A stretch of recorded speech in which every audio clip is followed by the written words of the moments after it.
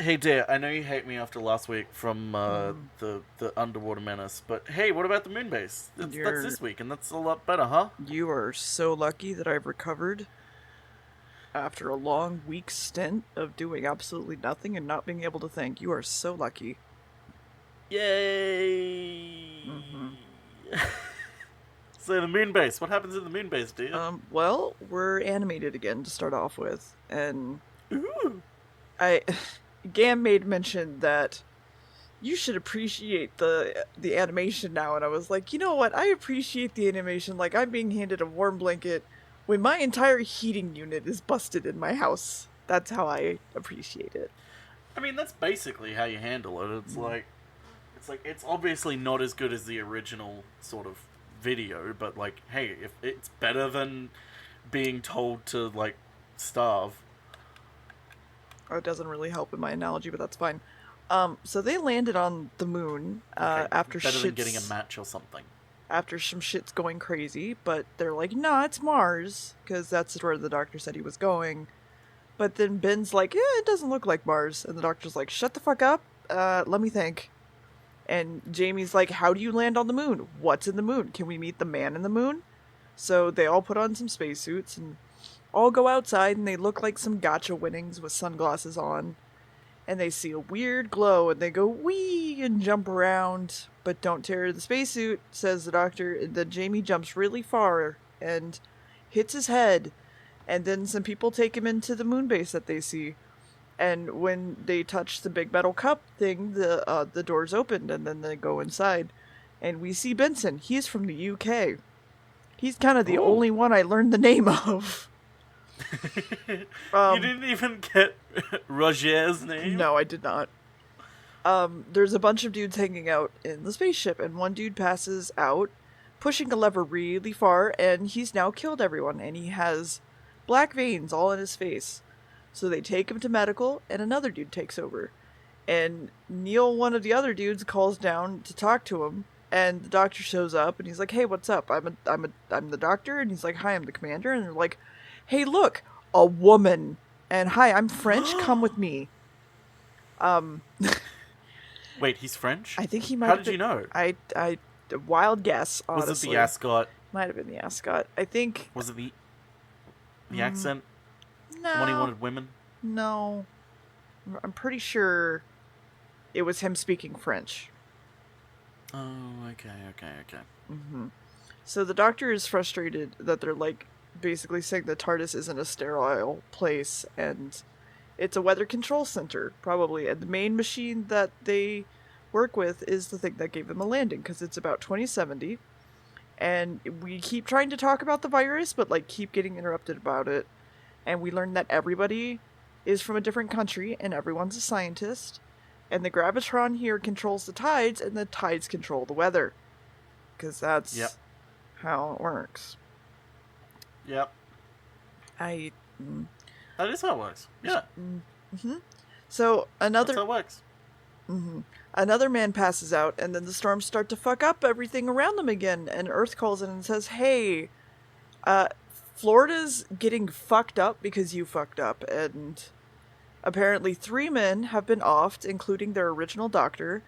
And there's a noise happening while they talk, and it's been recorded or something. And someone they think is monitoring their conversations. And then we see a lobster claw thing, listening Ooh. to their radio and stuff. And everyone goes to check on the sick boys, and there's apparently an electronic doctor taking care of all of them. And they talk about how JB, if he sees the Piper, he's going to die. And Polly just keeps touching a bunch of fucking infected people without thinking about it. And the doctor's like, this is weird. This isn't a real disease. And the commander is still up, but Jamie is coming in and basically goes, "Hey, can I help?" And Jamie is to clean up the trash and help with the food stores. Clean up the trash. And we see a person taking a bag of sugar, but there's a weird hole in the bag. You would think they have rats, ha ha ha. But we see Space rats. but we see a shadowy figure walking behind the food stores. And should I just say what it was? Because it was obvious. Yeah, wait, before you do, what? Imagine if they had like rats in the little spacesuits, though. Would they make all the rules? Rats. They make all the rules. Okay. You can say what it is because you figured it out. It's so a fucking Cyberman. Like right off the bat, I'm just like, oh, it's a Cyberman. They're back. Because you can tell from the fucking helmet. Like it's a very obvious helmet. It's a very iconic design. Jamie comes in and he's like, hey, can I help? And he's like, okay, here you go. And then the Cyberman electrocutes the stock guy and drags him off, and Jamie saw nothing. And then the doctor comes over to talk to Polly, and they have a staring contest for a bit, and she's like, I'm sleepy. And then the doctor mentions he found a silver piece of paper, and that's weird. And Polly suddenly goes, what happened? And I didn't understand why she did that. Yeah. And then they get into this whole thing about how they have to set their own clocks because the moon is different, and the sick doctor wakes up and screams real loud and says, don't touch me, and something about a silver hand, and then he's dead. So then the doctor leaves to go tell everybody that this happened, and Jamie and the commander are explaining how this one guy was taken when the doctor comes in, and the commander doesn't want to report it just yet because someone is dead and they don't have all the information. And Polly and Jamie see someone walk into the sickbay before Jamie passes out again. And Polly screams and it walks away. And then everybody comes in and they look for it. And wherever it went into that door that is like 5 feet away, it's not there. But the doctor that we thought was dead, his body has been taken. And they're like, oh, geez. And so they're like, okay, well, let's figure this out. And they all leave again, setting up for another fucking Cyberman to walk in. And she's like, okay, well, it annoyed the fuck out of me that every single time they left, a Cyberman walked in. So I was just like, come on, y'all. It's literally just like, I guess it was nothing. Yeah. I guess it was nothing. Huh? I guess it was nothing. Yeah. So then the doctor leaves again, and Jamie wakes up, and then they see another Cyberman, and Jamie thinks it's the Phantom Piper, and then that was the episode. It's the Phantom of the Opera. Yes. Is what it really is, dude. But anyway, so the Moonbase. Yeah. Yay! Woo! Cybermen are back. This is actually really kind of important because Cybermen were popular, obviously, but this is the episode that kind of solidified their popularity as like a mainstay villain of the series. And they've had a radical redesign. Yes. Simply put, the original costumes were fucking awful to work in.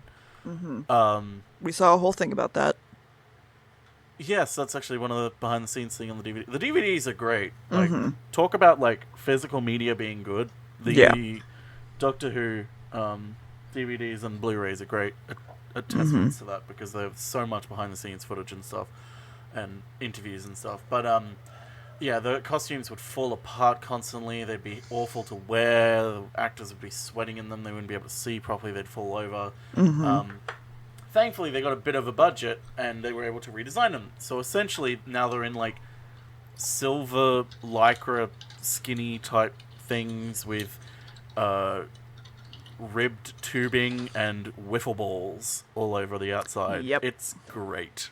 It's great. And the thing I never get over are the sneakers. It's the sneakers that gets it for me. It's like, that is such a 60s design, like, such a low budget 60s design choice to be like, we don't have the money. Or are they boots? Because they look they're like sneaker boots. They look like Doc Converses. Martens. No, they look like Doc Martens. Okay, yeah, they're a bit like Doc Martens. But it's always funny to me. It's like, just seeing the shoelaces. It's always the shoelaces that gets me. It's like, you couldn't have thought to, like, try and cover them up somehow. It was like, nah, it's fine. They tie their shoes. Yeah. Also, the working titles for this episode, obviously, were Cybermen, or Return of the Cybermen. Ooh. Whoa. Whoa. Oh.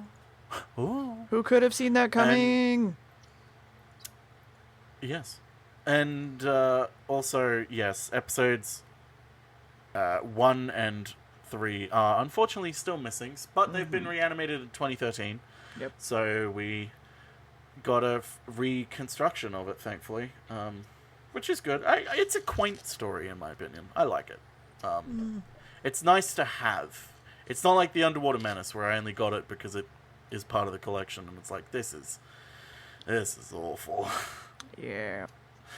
Anyway, what happens in episode 2, dear, other than the fact that we're not animated? We ain't animated anymore. So I wanted to mention that it was not a sock on their face anymore, thankfully, for the Cybermen, because of the upgrade. Thank God for that. It's a metal head. Yeah, it's actually like a solid piece, and it actually looks like metal, and it's really good. Yeah, it is. So Jamie yells at the Cybermen until it walks away, and takes another person out of their bed and takes them off somewhere. And then Polly comes in and sees it again and goes, "Ah!" And she's like, "It was a Cyberman," and tells the doctor about it. And the doctor's like, "What?" And the commander's like, "What's going on? What do you know?" And he's like, "Don't talk about Cybermen. Cybermen were destroyed so long ago. There's no way they're alive." And then... There's no way they are alive. Yeah. And... Okay, sorry, I was reading my notes, or trying to. And the commander's like, "You know what? You just leave." And Ben's like, "Yeah, all right, let's go." And the doctor's like, "Let's not. It's kind of evil here, and I'm pretty sure I can fix these people." So they're given 24 hours to try to figure it out. I can fix them. The doctor sort of remembers all his times he was a real doctor in Glasgow, by the way, while scrubbing some dude's hand. But there might be a problem with the Gravitron, actually, so they gotta watch it, and they move it 5 degrees to see if it's right, but it's actually super far off. And everyone's freaking out about a single hurricane killing the world. And I didn't super understand, honestly. Yeah. Because I was like, okay, it's a hurricane. Like, it's gonna just hit, like, a country, and, like, that country will be fucked up. But they're like, no, the world is going to fall into chaos if we can't control this hurricane. And I'm just like, what? What? Okay. What have we done? Yeah, right. So, Earth calls back to the moon and goes, mep, fix it. And they're like, all right. So there's an option to just turn the Gravitron off, but that would probably fuck up shit, so, like, don't do it. And the doctor comes in, taking samples from everyone around, getting in people's way, and stealing people's shoes. And Polly is left alone again, so she can see a Cyberman. And Jamie is dreaming about shit, and then there's a Cyberman. And it actually knocks Polly the fuck out this time, and Jamie. Oh no! And then takes another infected dude from his bed. And the doctor comes in and goes, "Polly, what happened?" And they're like, "There's a weird air pressure pop or something. Someone's leaving. That's weird." And we see a Cyberman coming through a hole in the food stores, apparently. Just a hole. Oh. So there's just a hole in the wall of the food stores that they say is easily closed up when they seal it off by putting the bags of sugar in front of it. Yeah, it's I'm not saying this, like I said, this isn't a great episode. Mm-hmm. It's quaint. It has moments in it that are adorable, and it has moments where it's like, that is not in any capacity scientific. So they realize that they might have found something, and they know why the Gravitron is off, and they think one of the probe antennas has missing parts.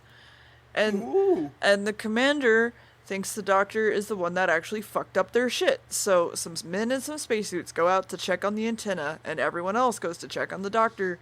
And the doctor's like, "So we have a problem. I can't find anything at all. This doesn't feel like anything I've ever seen. This isn't... This Moonbase is really sterile." And the Polly basically goes, "Are you sure that you're a qualified doctor?" And he's like, "Excuse me?" And then when the commander comes in, everyone starts to act busy so that the commander believes them. And the doctor's like, "I found something. Get out. I need room to think." And he shoves them all out. And then he didn't really find something. And then Polly goes off to make coffee, because that's all she's good for in this episode. And the antenna is getting real good and fixed, but then Cybermen come and they beat them up. And the doctor finally kind of admits he doesn't have anything, and he doesn't, like, really know what to do, and someone is sent out to check the men checking the antenna, and they are all drinking coffee, and one man falls over because he got sugar in his coffee. It's the sugar? It's the sugar. It's a nerve-based agent, apparently, and the doctor's like, yeah, no, this was the Cybermen, and they searched the entire base except for the medical area. And so where could they have been? So they're like, okay, let's search the medical area. So they do, and the Cyberman sits up from laying on a couch bed thing, and he was under a blanket the entire time.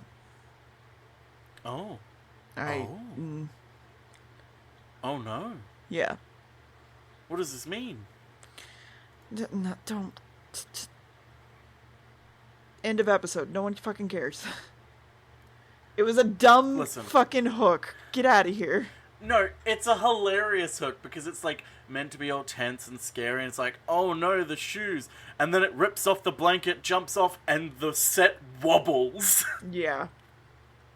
Because he jumps off so aggressively that the bed he's lying on wobbles and nearly falls over. It's hilarious. I love it. I know.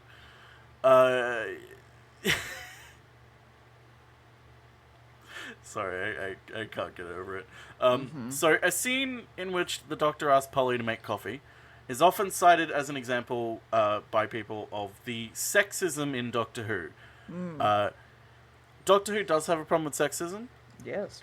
Of course it does. It has a problem with a lot of things. In her comments on the 2014 DVD release that we watched, though, Annika Wills disputes this, though, who played Polly, by the way. She says that Polly was responsible for devising the method used to destroy the Cybermen in the base with, the cocktail that we're going to get to. Yeah. Ironically, though, the coffee scene, whilst the coffee scene is constantly cited as, like, sexism in Doctor Who, and it's kind of disputed whether it is, a lot of people tend to just completely ignore the scene where Ben outright tells Polly that going after the Cybermen is man's work. Like, they just don't look at that scene. Not in a, no, that's not sexist, but, like, people who say that Doctor Who has a problem with sexism, for some reason, just completely forget that scene exists. Yeah. And it's like, that's a pretty outright, blatant, well, I mean, maybe it's just that it's thing. so blatant that they're just like, we don't have to point this out. Like, that's just obvious. Yeah, but we live in a time where you need to point blatant things out. We live in a society. We live in a society. Speaking of Annika Wills, during... she's stated that during his initial exploration of the control room set, where the dials and the big gravitron is, Patrick Troughton was almost crushed when the gravitron prop fell from its rigging and landed only inches away from him. Fun. Yeah, that would not be fun if that landed on you. It would have fucking hurt. Yeah. No, yeah. I mean, I wouldn't want to die, would you? No. Well, I wouldn't want to die that way. No. Preferably not. Anyway, what happens in the next episode? Well, it's another animated one. Oh, no. So the Cybermen's like, stand back, I have a pixie stick, and one dude comes up behind him and tries to attack him and gets fucking killed. And they have a bunch of systems to fuck with, and obviously will be destroying Earth, and they say they know the Doctor, and he's like, who are you? And all the men were altered, apparently, not killed. And they mention Jamie hasn't gotten the virus, but because he hit his head, he's of no value to them. So we go... His head's hurt. Yeah. They go to the control center now, and we see the crew having weird headpieces put on them, and being given commands and a cool helmet to wear. And Control tries to call the people on the moon, but they're dead. And the commander comes in with the Cybermen, and they're planning on making Earth get destroyed by weather, because the Earth is a danger, apparently. And the Cybermen came in from the surface to the storeroom to fuck up all their food, and that's how they got in. And Jamie's awake now, and they want to sprinkle all of them with holy water. But it's actually really simple. They're going to use nail varnish to get through their plastic heart parts. And that's totally smart. And the crew has taken over walks into the control room and starts some shit, and they're like, what the fuck is happening? And the commander tells everyone to come out of the reactor, and they send the taken over people in there without cool helmets, and they're gonna go crazy in like 12 hours, which is kind of fucky. And the doctor tries to fuck with one of the switches, and it goes, woo! And he's like, that's weird. And Polly is going to use acetone on the Cybermen's plastic parts. But then, okay, pre-warning, please don't fucking do this. Don't try to kill yourself. This will literally kill you. Again, this episode is very unscientific. If you actually did this, it would fucking kill you. Like, the fumes alone would kill you. The fumes alone. They mixed all of the solvents together. All of them. Okay. Yep. So they're moving... Do you remember what specifically they mixed together? Nope. You want to name them? Let's see if I can find a list, but I can remember benzene, acetone. I can't seem to remember the others. Oh, God. No, I can't Chemical remember the X, others, unfortunately. Chemical Y. Cyanide. Yes. So they're moving the reactors to fuck with stuff, and the commanders are wondering why didn't they just mess with the controls themselves. That's weird. And the doctor fucks with the switch again and has an entire conversation with Self about what the Cybermen don't like. And the Earth calls into Moonbase going like, hey, you good? And if they don't shoot a flare into space, they will send a ship to check on them. But now Ben has put a whole bunch of this shit into a bottle, and Ben and Jamie are fighting over the bottle. And apparently also kind of over Polly in a sense. They want to, like, show off for her. It was a little weird. But then Ben literally goes, fuck off, Polly, this is men's work. And they leave, and then they open up the door, and Polly's there too, and she's like, I want to help. And she's like, but you're a woman. They're like, fuck it, whatever. So they open up the door and squirt like mad. And the doctor jams the sonic mind control thingy. And there's a fucking murder now. Because, of course, because they just murdered these Cybermen. And they're, like, foaming at the mouths. And their internal organs, like, spew out and shit. It's a lot. Yeah. It's fucking great. Yeah. It's a lot. So a guy then goes out to check on the missing men to see if they're okay. But the Cybermen also go to attack him, and he doesn't see them till the last second. And the gun they use apparently doesn't work in the vacuum of space, for some reason. And there's an epic, totally great space run scene, race, and moving so quickly. John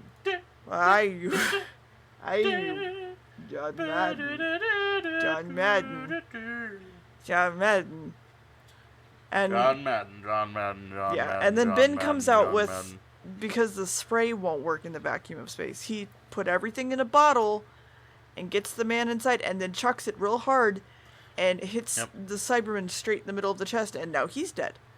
And then the commander... Can I just say real quick that, like, if I was on that Moonbase Alpha stream, I would have made nothing but Doctor Who puns with the Moonbase. Probably, and nobody would have gotten no one would have gotten it. Yep. Yeah, exactly. But that's my life. That's my fucking life, dear. Yep. Anyway, keep going.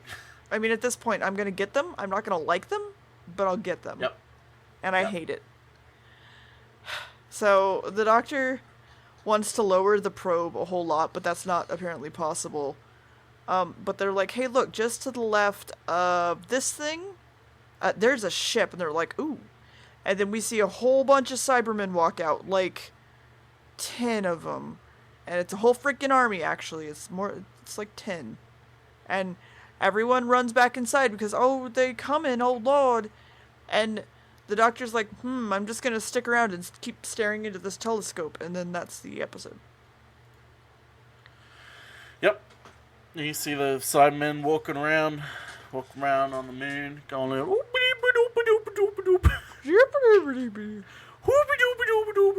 Yes. So there's a cut scene from that episode involving Hobson, Benoit, and Cybermen that would have revealed that the Cybermen had actually left Mondas prior to its destruction in the 10th planet and had settled on another planet called Telos. And that's where these Cybermen come from. That's how they escaped the destruction. Because this episode is kind of a sequel in some sense to the 10th planet. Although there is another episode that is kind of a sequel to the 10th planet as well, but we'll get to that in about 20 years. There's... The Cybermen are so interesting because a lot of it either stems from, hey, we either have an episode about the human condition, or we'll have an episode about them trying to get revenge, but not really revenge, because they don't have emotions, even though they very clearly have emotions. Especially later on, they have emotions, but, like, my favorite thing is that, a lot of, angry Doctor Who fans who don't like that there's a woman now as the Doctor, they're ruining Doctor Who. A lot of them are like, these Cybermen are awful. They've got emotions now. Like, this guy talking in this episode, he's got emotion. It's like, yeah, you know, the fucking old ones had emotion too. Like, yeah. There's no such thing as no emotions. Like, if you want something with no emotions, it's not going to be fucking interesting. Like, it's not going to be written well. Anyway, yeah, this was, it's probably one of my least favorite Cybermen stories, to be honest. Because it is kind of quaint and not really scientific at all, and is not even the best plot involving a weather station on a base with aliens trying to control it. Yeah. Weirdly, that comes back a lot. But it's still not my least favorite. It could be a lot worse. Anyway, also, this episode also features a rare sequence in which the viewers actually hear the Doctor's thoughts. It's a very weird thing that never happens that much. But what makes it really cool and interesting and makes me kind of wish they did it a little bit more frequently, maybe like once every 4 episodes or something, is that he actually replies to his internal monologue. He's like, I wonder if it's this in his head. He's like, I wonder if it's this. And then he just speaks out loud, actually, I think it's this instead. Just like as if he's having like an internal argument with himself. And Dia kind of brought it up while we were watching, be like, I kind of took it to mean he was like talking to his first incarnation. Which, I mean, isn't far off, because he does do that from time to time in the show. And, well, mainly on external media. Sort of go into his own head and talk to himself. But that's a lot later in the Doctor's lifetime. He doesn't really do it early on. Yeah. Because, again, like, they don't really get caught up in, like, the mythology and sort of mystery of the Doctor early on in the show. It's not until, like, the 3rd, maybe even 4th Doctor that we start to get, like, hey, who is this guy? Like, what is he? And even then, not even much information given the... Yeah. Yeah, it's unfortunate. Anyway. What happens in the final episode, dear? Well, we're no longer animated again. And Yay! There's a totally great real background of the moon. And everyone's wondering where they've marched from. And they can't get it right. But they're now calling the Moonbase. And it's a siege. And they're surrounding them. They're calling and basically going, like, you're surrounded. Like, there's no hope. And they're like, okay, well, you can't get in, so fuck you. And then they're like, hey, can they actually get in? They're like, I don't know. So they try to call Earth, but the signal is jammed. And they could try to fix it, but they pretty much destroyed the entire antenna now. And there's a rocket probably being sent for them, because they haven't radioed in. But the Cybermen already know that. Radioed in. And the Cybermen already know that. It's only like 15 minutes away, apparently. And yeah, they transmit a signal to something, and the crew wakes up, and oh no, they put their helmet things back on, and then they go listen to see what's happening, and Britain gets himself a weapon. Oh no! Oh no! Not Dr. Evans. That's his name. I don't care. Polly comes back with more coffee because she's a lady. And Britain has snuck his way into the control room to stab the guy in the reactor. And he takes his hat and takes a seat at the controls to pretend to be the man. Because they aren't going to see it because everyone's distracted with coffee. But then they change the direction the ship is coming in, because they're like, oh, the ship has the rescue ship has weapons, it'll be fine. But then like, where's the ship going? And apparently, the ship was sent into the sun's gravity belt, so it might be weeks before they die, but they have no chance and they're gonna die. So that's fun. Oof. And they think it's Benson because he's been in the crazy room for way too long. But he turns around and it's actually not him. Oh! It's Evans being controlled by the Cyberman. Oh no! So they decide to barricade the medical room so no one else can wake up. But as they're like going to barricade the door, someone just kind of walks in, and they're like, "Oh fuck, ram him!" So they do. And everyone is currently trying to talk to UK to get him out of there. And like, hey, like, calm down. Like, it's fine. Remember who you are. Like, it's fine. And the Cybermen are trying to call back, and they're like, hey, don't fucking resist. We're gonna destroy the base. Which makes no fucking sense, actually. Can I just point out? It doesn't really make that much sense. If they destroy the base, they also destroy the thing they need. Yes. Which is their entire plan. Well, okay, so to destroy Earth. If I sort of think about it, and how do I explain this in a way that makes sense to me as well? Mm-hmm. Okay, so what so they shot the laser initially. It started sucking the oxygen out. What they're trying to do is they're trying to shoot another weapon to basically smash the dome completely so they can't block can't block it with a plate to essentially keep on breathing. I don't know what you're talking about. That hasn't happened yet. Yes, it has. No, it hasn't. Yes, it has. No, this is literally right before that. Oh, well. In my mind, I must have gotten it wrong then. You go. So they cut off all the oxygen by shooting a hole in the glass dome. Which they try to patch with the shirt first, and that works. It works. I'm not sure why it works. And then it only works for a little bit, though.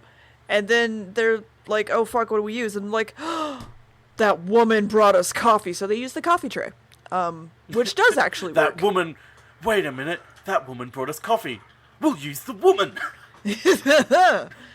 And so then they're like, it's suddenly really weirdly quiet. And they're like, the gravitron has stopped.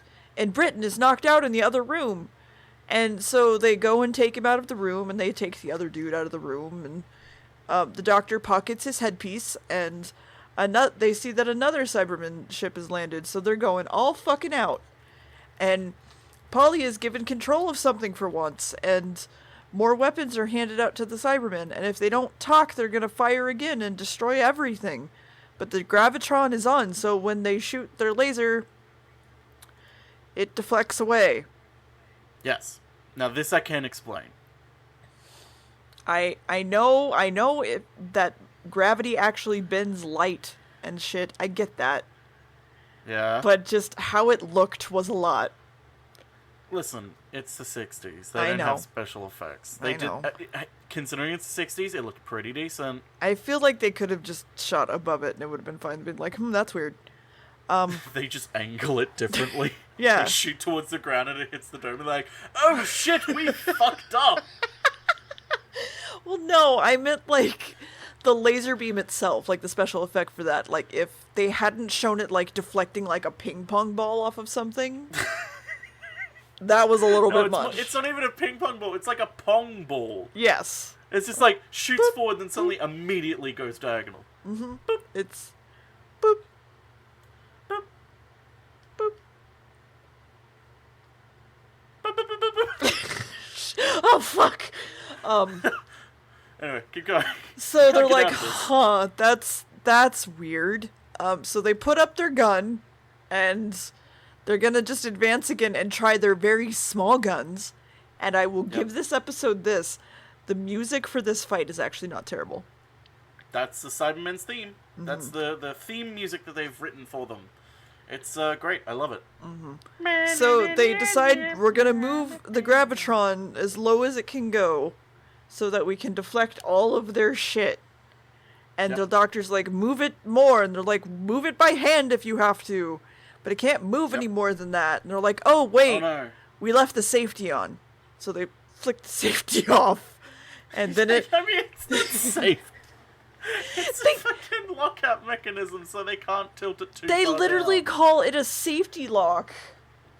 Yeah, it's... What? It's whatever. If you want to call it a safety, whatever. It's literally just a safety.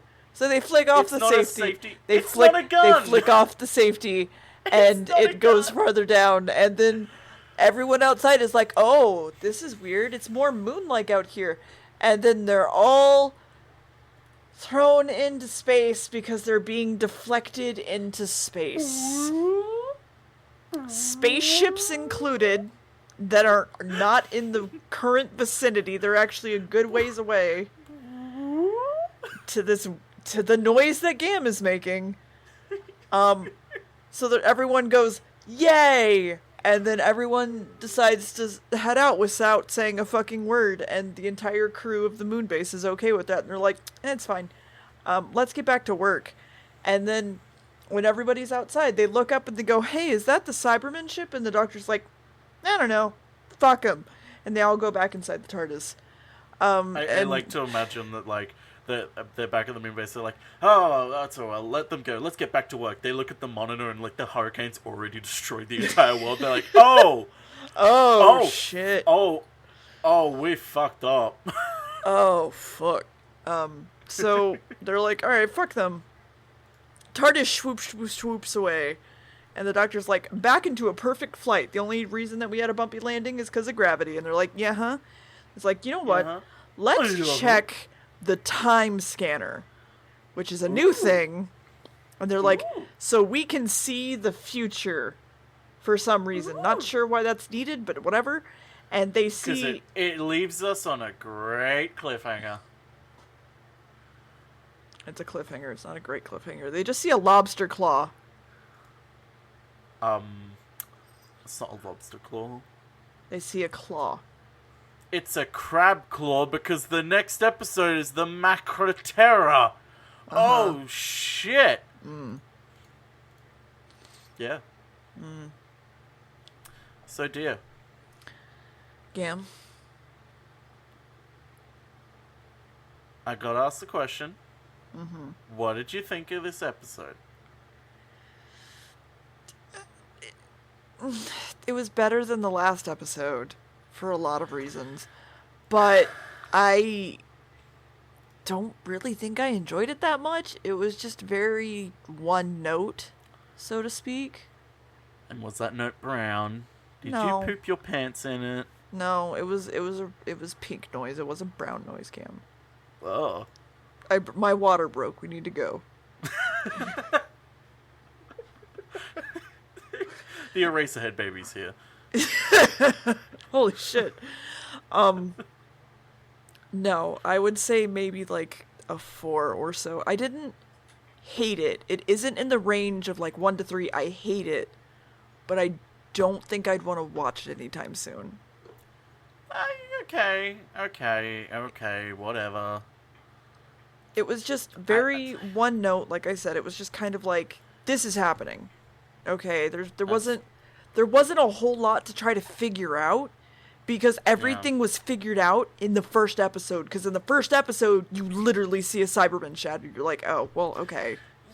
Yeah, it's kind of a problem that they had with this episode. They didn't really know how to reveal the Cybermen in a interesting way, because, like, you're right. The minute you see that shadow, it's like, oh, I know instantly what this is. Yes. Because they're so recognizable.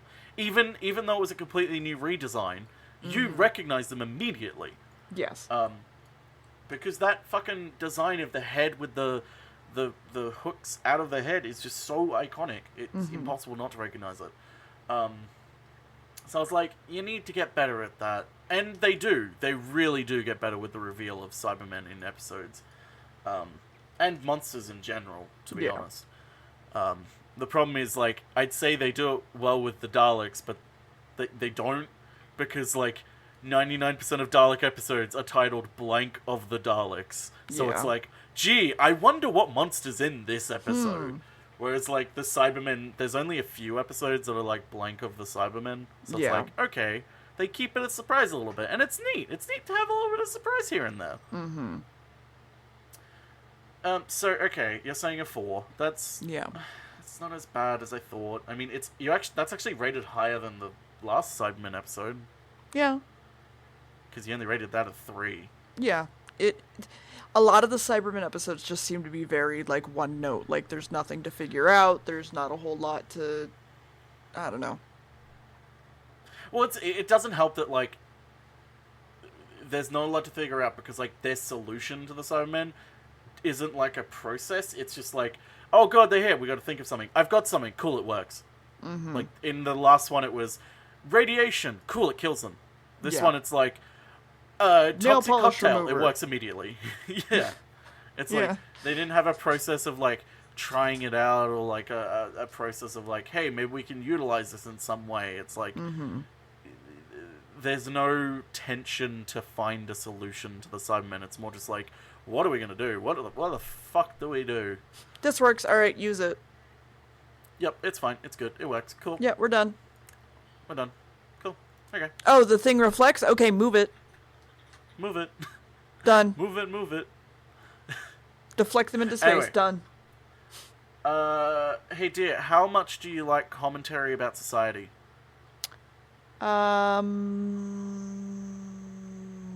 Which society? Not gonna tell ya. Gotcha. Well, okay, it's kind of... It's kind of. Got it. Done. Authoritarian type. Okay. Well... Because next episode, we got the motherfucking Macro Terror. A splendid episode that, unfortunately, all 4 episodes are missing. Yeah. But we are lucky enough that please say last animated. year, Please say animated. Please say animated. we got a tele-animated. Haha, I got you there. We got animated. All 4 are animated. And it's actually really neat animation too. I like it. I really like this episode. It's so funny and great. But yeah, we'll see. Next episode is the Macro Terror. Do you have anything you want to say that isn't a reminder of things that we've done or things that are upcoming? Well, I was gonna say, like, when are we gonna be releasing the next episode of Suki's thing? But, you know, I mean, I already released it this morning. Okay, well then there's that. Not that I'm dating when this episode's recorded or anything. Yeah, no. Yeah, there you go. So there's that. There's the new anime podcast. So, like, if you like anime and someone being a huge weeb to people who are not in fact weebs. If you don't like anime, it's funny, to be honest. Fair. I mean, yeah, that'd be about the only thing I have to plug. There's nothing else to really do that isn't time constraint incorrect. Like Halloween and stuff, so. I can't think of anything else that I can really think of. I'm bad at thinking of things. Tell at least one other person that doesn't know about the podcast. That's your homework, dear listener. Don't give them homework. That's your give them homework. That's your extra credit. No, there's no no. That's your extra credit. No. If they want a passing grade, that's their extra credit. Next week we're releasing a new podcast that's about books. With Barth is going to join us and talk about books. The first episode is going to be about the dictionary. Barth is going to read us the dictionary. Don't fucking tip me. Don't tip me to ask her about that, because she would. They would absolutely do that. Anyway, next episode, the Macro Terror. I'm just rambling now. Yes. Do you have anything else you want to say, or are we saying goodbye? Bye. Goodbye.